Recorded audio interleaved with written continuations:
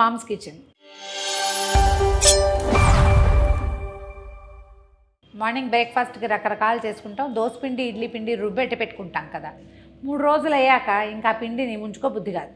3వ రోజు వచ్చేసింది, కొంచెం పుల్లబడింది, వద్దులే నిలవ ఉంది అని అనిపిస్తుంది. అలాంటప్పుడు ఏం చేస్తాం, సాధారణంగా ఇడ్లీ పిండి ఉంటే దాంట్లో కొంచెం ఉల్లిపాయ, కొత్తిమీర ఏదో వేసి ఊతప్పం చేసుకుంటాం. ఇడ్లీ పిండితో గుంట పొంగనాలు కూడా చేసుకోవచ్చు. దోశ పిండితోటి కూడా గుంట పొంగనాలు కానీ, పునుకులు కానీ, ఏదో ఒక పదార్థం, రోజు చేసే ఇడ్లీ దోశ కాకుండా. అయితే గుంట పొంగనాలు విత్ దోశ పిండి చూద్దాం. మామూలుగా పునుకులు వేసేటప్పుడు ఏం చేస్తాము, దోశ పిండిలో కొంచెం బియ్య పిండి కలుపుకుంటాం. దీనికి ఏం అక్కర్లా, కొంచెం దాన్ని హెల్తీగా చేసుకుందాం. జస్ట్ పిండి, ఉల్లిపాయ, పచ్చిమిరపకాయలు వేసి నూనెలో పొంగనాల ప్లేట్లో వేసేయకుండా కొద్దిగా హెల్తీగా చేసుకుందాము. ముందు ఒక చిన్న గుంట పొంగరాల ప్లేట్, మన దగ్గర పెద్దది ఉంటే పెద్దది, చిన్నది ఉంటే చిన్నది, మూత పెట్టే వెసులుబాటు ఉంటే బాగుంటుంది. స్టవ్ వెలిగిద్దాము, సిమ్లో పెట్టి దీన్ని కొంచెం వేడెక్కనిద్దాం. ఈ లోపల మన దగ్గర ఉన్న దోసపిండి చూడండి, ఈ మాత్రం బౌలు, ఎందుకంటే కొంచెం తక్కువ, అంటే ఫుల్గా లేదు చూడండి. దీంట్లో నేను ఎప్పుడు గుంట పొంగనాలు చేసినా అందులో పప్పు ఖచ్చితంగా వేయాలనుకుంటానండి. ఒక అరగంట ముందే పెసరపప్పును శుభ్రం కడిగేసి వేడి నీళ్ళల్లో నానబెట్టుకుంటాను. దీనికి సరిపడా ఓ 2 స్పూన్లు అట్లా మధ్య మధ్యలో పప్పులు వస్తే బాగుంటుంది. అండ్ పప్పు ఈజ్ హెల్దీ. ఓ అంతా పెసరపప్పు, ఓ 2 చిటికెలు, ఒక అర స్పూన్ అనుకోండి జీలకర్ర, తర్వాత ఒక పచ్చిమిరపకాయ సన్నగా ముక్కలు కట్ చేయండి. ఇంత సన్నగా కట్ చేసి ఇప్పుడు ఫ్రిడ్జ్లో పెట్టిన మిరపకాయలు ఏమీ కారం ఉండవు అవి. తర్వాత ఏమో ఓ చిటికెడు పసుపు వేస్తాను, కలర్ బాగా వస్తుందని. పసుపు ఆప్షనల్, చాయిస్ మీదే. తర్వాత ఒక పెద్ద సుమారైన ఉల్లిపాయని కట్ చేసి చిన్న ముక్కలు చేసేయండి. ఇది ఇందులో వేసేసుకుందాం.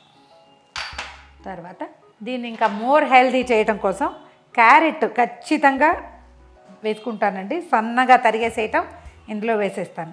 అప్పుడప్పుడు కరివేపాకు కనుక లేతగా ఉంటే అది వేస్తాను, లేకపోతే కొత్తిమీర వేసుకుందాం.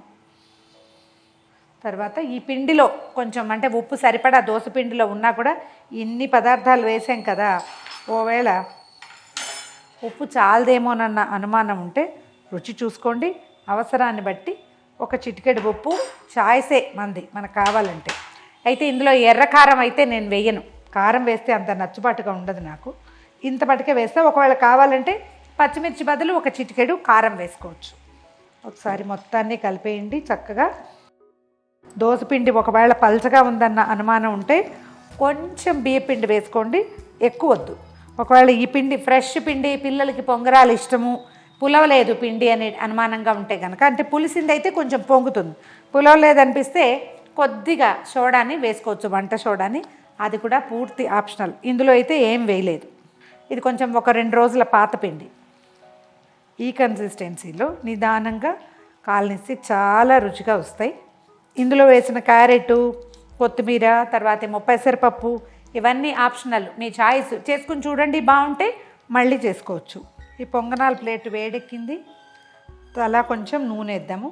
మనం పునుకులు చేస్తే కొంచెం ఆయిల్ ఫుడ్ ఫీల్ ఉంటుంది కదా, పొంగనాల్లో ఎక్కువ నూనె వేయక్కర్లేదు, కొద్దిపాటి నూనె వేస్తే చాలు. అసలు ఇవి నాన్ స్టిక్వి కొత్తవి అయితే అసలు గ్రీజ్ చేస్తే కూడా సరిపోతుంది.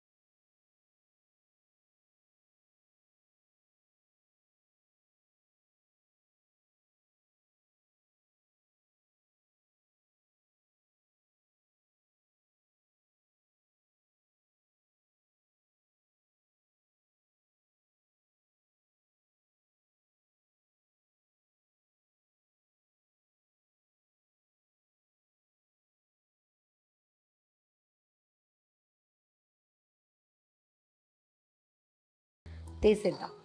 అంటే ఈ గుంట పొంగనాలు మనం సాధారణంగా చేసుకునే టిఫినే. ఒట్టిగా పిండితోటి ఏదో ఉల్లిపాయ పచ్చిమిరపకాయ కాకుండా కాస్త క్యారెట్, కొన్ని పప్పులు అట్లాంటివి ఏమైనా వేసి మోర్ హెల్తీగా విత్ వెజ్జీస్. ఉప్మాలు కూడా మనం అలాగే చేసుకోవాలి. అలా చేస్తే ఏంటంటే పిల్లలు కొంచెం వాళ్ళు తినని పదార్థాన్ని తినిపించడానికి కూడా కొంచెం అవకాశం ఉంటుంది.